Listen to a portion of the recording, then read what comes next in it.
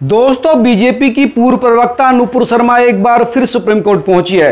नुपुर शर्मा ने supreme court में फिर से अर्जी दाखिल की है और यह कहा है कि उनके खिलाफ जो देश में अलग अलग 9 एफआईआर दर्ज हैं उनको एक जगह ही इकट्ठा किया जाए। नुपुर शर्मा का कहना है कि उनके खिलाफ जो सबसे पहली एफआईआर दर्ज हुई थी वो दिल्ली में हुई थी और इसलिए दिल्ली में ही सभी एफआईआर को एक जगह एक ही कोर्ट में इनकी सुनवाई होनी चाहिए।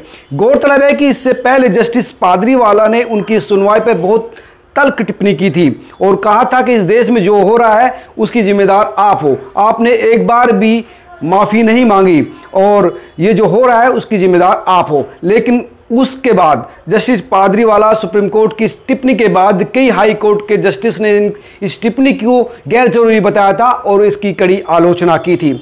हालांकि इसके बाद सुप्रीम कोर्ट ने कहा था कि वो कोई अन्य उपाय करे, यानी सुप्रीम कोर्ट से कोई राहत नहीं मिली थी। लेकिन एक बार फिर सुप्रीम कोर्ट पहुंची है नुपुर शर्मा उसी आवेदन के साथ कि मुझे जान का खतरा है और सुप्रीम कोर्ट की टिप्पणी के बाद जान का खतरा और बढ़ गया है। उनके हत्या की, बलात्कार की धमकी लगातार मिल रही है। अगर वो देश भर में ट्रेवल करेगी, अलग अलग राज्यों में अपने खिलाफ एफआईआर दर्ज है, उन मामलों में पेश होगी तो उनकी जान को खतरा हो सकता है। इसलिए उन्हें एक ही जगह इस न्यायिक प्रक्रिया में शामिल होने की इजाजत दी जाए क्योंकि उनकी जान का खतरा है और इसी वजह से वो चाहते हैं कि सारी जो एफआईआर है वो दिल्ली में सुनवाई हो, यहीं पर कोर्ट में सुनवाई हो।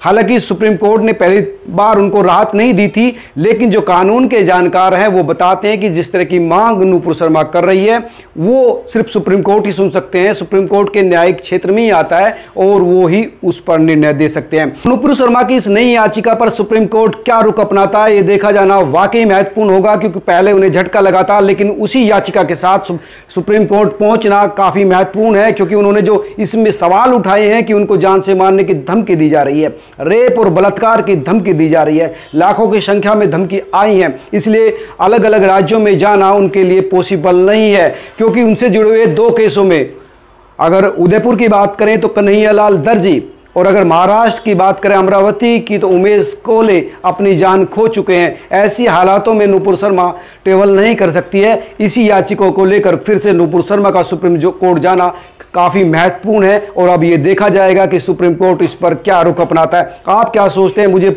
संतुलित टिप्पणी कर बताएं। नमस्कार।